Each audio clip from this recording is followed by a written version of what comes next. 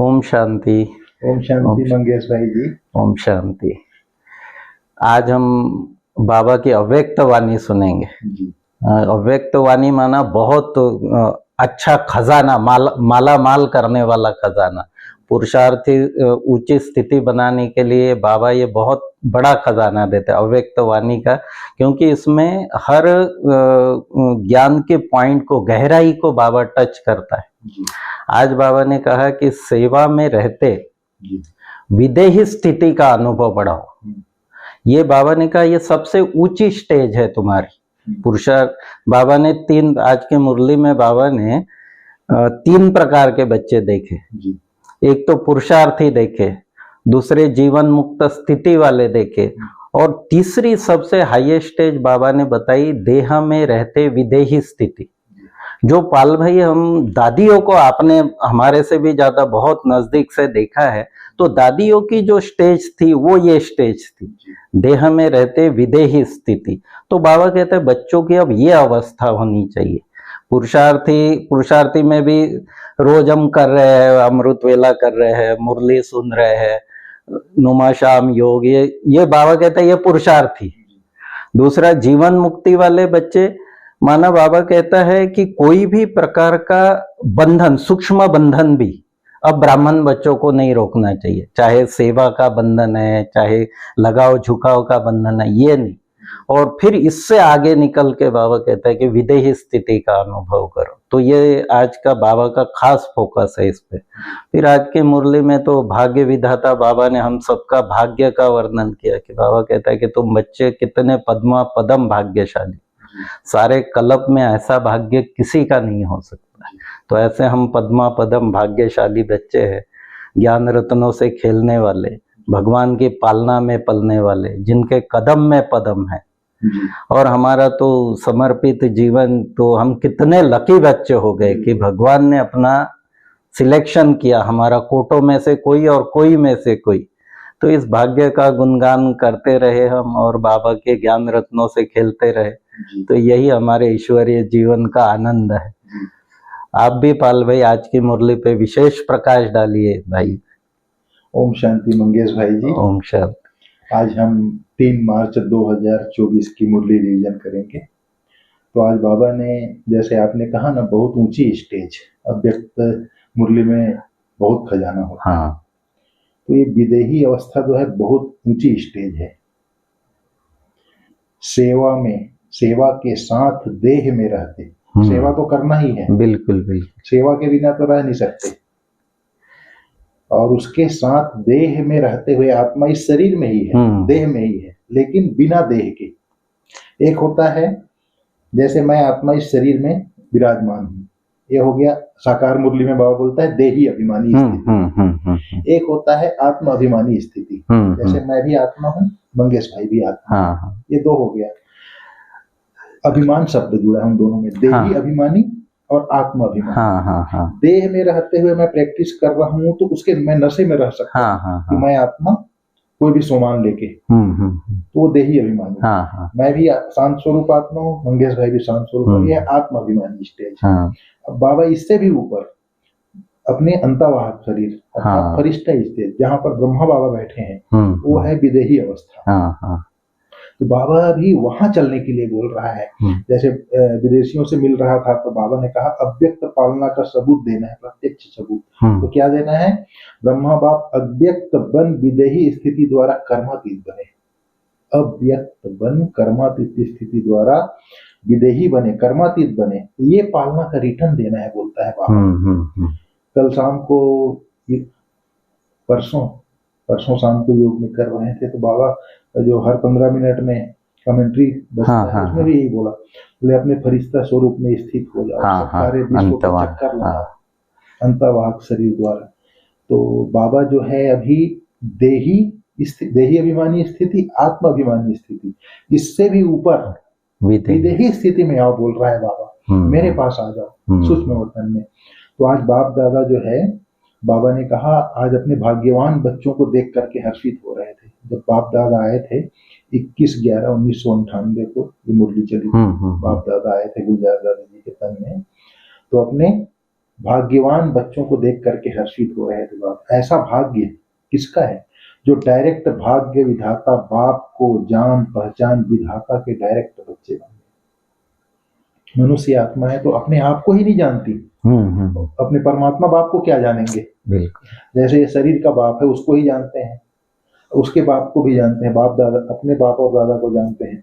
लेकिन हम लोग, कोई भी मनुष्य देहधारी है जो अपने आत्मा का परिचय नहीं, अपने बाप को जानता है, अपने दादा को जानता है, परदादा को भी नहीं जानता। लेकिन हम आत्माएं, मैं आत्मा हूँ, मेरा पिता परमात्मा है और हमारा अलौकिक पिता ब्रह्मा है। हम लोग भी अपने बाप दादा को, आत्मा अपने लौकिक और अलौकिक पिता को जान गया, यहाँ हम अपने अलौकिक बाप दादा को जान गए। तो ऐसे हम जान करके पहचान करके परमात्मा के डायरेक्ट बच्चे बन गए। ऐसा भाग्य सारे कल्प में हम ब्राह्मण बच्चे परमात्मा को जानने वाली पहचानने वाली उनके बच्चे बनने वालों के अलावा ऐसा भाग्य किसी का हो नहीं सकता। तो इस नशे में रहो, बोलता है बाबा। दर दर भटक रही है आत्माएं परमात्मा को प्राप्त करने के लिए, लेकिन कहीं कोई सत्य परिचय नहीं हो। आज एक संत जी आए थे मधुबन न्यूज में, मैं सुन रहा था। तो बनारस गए थे शास्त्र पढ़ने के लिए, तो पढ़े भी वो। बाद में परमात्मा के परिचय से वो संतुष्ट नहीं हुए तो एक पांव में खड़े हो गए थे काशी विश्वनाथ बाबा के मंदिर में। तब फिर बहनों के द्वारा उनको परिचय मिला, फिर बाबा का ज्ञान मिला उनको। बाद में वापस अपने लौकिक घर सतना आए। फिर अभी बाबा के बच्चे हैं, शायद आए हुए हैं यहाँ पर, मेरी तो मुलाकात नहीं हुई। तो बाबा ऐसे अपने बच्चों को, जो देवी देवता कुल की आत्माएं हैं, सतयुगी आत्माएं हैं, जो जीवन मुक्त अवस्था वाली आत्माएं हैं, उनको पहचान करके बाबा लाता है, ले आता है। तो बाबा कहता है बाप दादा अपने भाग्यवान बच्चों को देख करके खुश होते हैं। फिर बाप दादा ने कहा कैसे भाग्यवान बच्चे हैं आप, बच्चों के पास ज्ञान गुण शक्तियों का खजाना है, ज्ञान धन का खजाना है, शक्तियों का है, गुणों का है। फिर अन्य आत्माओं को जो बाप का परिचय देते हो, जिससे उनको मुक्ति, जीवन मुक्ति का वर्षा मिलता है, तो उससे जो दुआएं मिलती हैं, जैसे किसी को बाप का परिचय देते हैं तो उसका आत्मा के दिल से दुआएं तो निकलती है, शुभ भावना निकलती है। तो ऐसे दुआओं का खजाना है आप बच्चों को। तो ऐसे संपन्न बच्चों को नशा रहना चाहिए, बाबा ने ये कहा। फिर बाबा ने कहा मुक्ति और जीवन मुक्त अवस्था के लिए बाबा ने कहा आज, तो मुक्ति और जीवन मुक्त अवस्था जो है किसका हो सकता है। बाप दादा समय के रफ्तार को भी देख रहे, परिवर्तन के समय की रफ्तार को भी देख रहे थे और पुरुषार्थ की रफ्तार को देख रहे थे। बाप दादा हर एक बच्चे को जीवन मुक्त अवस्था देखना चाहते हैं। तो हमारा जीवन मुक्त अवस्था कैसे बनेगा। बाबा ने जैसे खजाना बोला, बाबा ने कई बार बोला है, ज्ञान खजाने द्वारा सर्व बंधनों से मुक्त रहने वाले जीवन मुक्त भाव। कई बार बाबा ज्ञान गुण शक्तियों के खजाने द्वारा ही संपत्ता का अनुभव करने वाले संपत्तिवान जो हैं, वही जीव को मांग नहीं सकते, किसी से भरपूर होंगे। तो ज्ञान गुण शक्तियों के खजाने से संपन्न है, दुआओं के खजाने से संपन्न है, वही जो है जीवन मुक्त अवस्था का अनुभव कर सकते हैं। बिल्कुल बिल्कुल, वही बाबा ने कहा कि जीवन बंध और जीवन मुक्त। जीवन बंध माना कहीं ना कहीं सूक्ष्म, इस बाबा कहता है कई बार कि लोहे की जंजीरें एक होती है, और ब्राह्मण बनने के बाद सूक्ष्म लगाव की जंजीरें, मान शान की, सेवा में बहुत अच्छा कर रहा हूँ, मेरे इतने सेंटर्स है वगैरह वगैरह, तो ये सूक्ष्म बंधन। तो बाबा कहते हैं इससे भी परे। बाबा ने कहा सतयुग में तो जीवन मुक्त जीवन रहेगा, हाँ, लेकिन अभी संगम पर जो जीवन मुक्त स्थिति का हम अनुभव कर सकते हैं। बिल्कुल बिल्कुल, सतयुग में भी हम एक कालदर्शी होंगे, त्रिकालदर्शी नहीं, संगम ही है। हाँ बिल्कुल, यहाँ हम त्रिकालदर्शी है और जीवन मुक्ति का अनुभव यहाँ कर सकते हैं, क्योंकि वहां तो है ही सुख सुख। इसलिए यहाँ सब विपरीत परिस्थितियों में माया के साथ रहते हुए भी बाबा कहता है जीवन मुक्त रहना, ये खास अनुभव है संगम का। बाबा ने आगे कहा है जीवन में रहते, नाजुक परिस्थिति में, नाजुक समय में, कैसी भी परिस्थिति हो, समस्याएं हो, वायुमंडल हो, दूषित हो, ऐसे रहते हुए भी इसमें जीवन मुक्त अवस्था का अनुभव कर सकते हैं।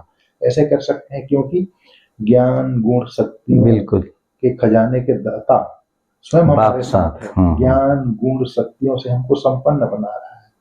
तो भरपूर जब हो जाएंगे तब कैसी भी परिस्थिति हो, कैसा भी समय हो, कैसा ही वायुमंडल हो, उसमें हम जीवन मुक्त अवस्था का अनुभव कर सकते हैं। बाप को हर ब्राह्मण बच्चे को जीवन मुक्त बनाना ही है, बोलता है बाबा चाहे आप बनो या ना बनो, मुझे बना के ले जाना ही है। बाबा ने कहा उसकी भी युक्तियां आप लोग भी जानते हो कि एक तो प्यार से, नहीं तो दूसरा सजा का मार से, या तो योग बल से या तो भोग बल। बिल्कुल बिल्कुल बिल्कुल। बाबा ने कहा, किसी ने कहा कब बनेंगे, हाँ। किसी ने कहा अभी बनेंगे, तो बाबा ने कहा गुलाब जामुन आपके मुंह में गुलाब जामुन। लेकिन बाबा ने कहा बंधन मुक्त बनने का गुलाब जामुन खाना है, ऐसे नहीं कि वो गुलाब जामुन खाना। फिर बाबा ने कहा आज सभा जो बैठी हुई थी, बोले कुर्सी में बैठे हुए हैं, सोफे में बैठे हैं, माला अच्छी लग रही है। फिर बाबा ने कहा ऐसे नहीं समझना कि जो जमीन में बैठे हैं उनकी माला नहीं बनेगी, वो जमीन में बैठना अर्थात तपस्या करना, तपस्या जो करते हैं उसके लिए हेल्थ वेल्थ सब प्राप्ति होती है। तो बाबा ने कहा हेल्थ और वेल्थ अर्थात शांति और सुख जीवन में है, बाबा ने कहा। फिर बाप दादा आज 3 प्रकार के पुरुषार्थी बच्चों को देख रहे थे। एक तो पुरुषार्थी, उसमें भी पुरुषार्थी भी है और तीव्र दोनों प्रकार। पुरुषार्थी में पुरुषार्थी भी है और तीव्र पुरुषार्थी है। दूसरा पुरुषार्थ की प्रारब्ध जीवन मुक्त स्थिति, जो पुरुषार्थ किए हैं उसका जो प्रारब्ध है, मतलब हर परिस्थिति में समान बंधन मुक्त, बिल्कुल बंधन मुक्त लाइट जी।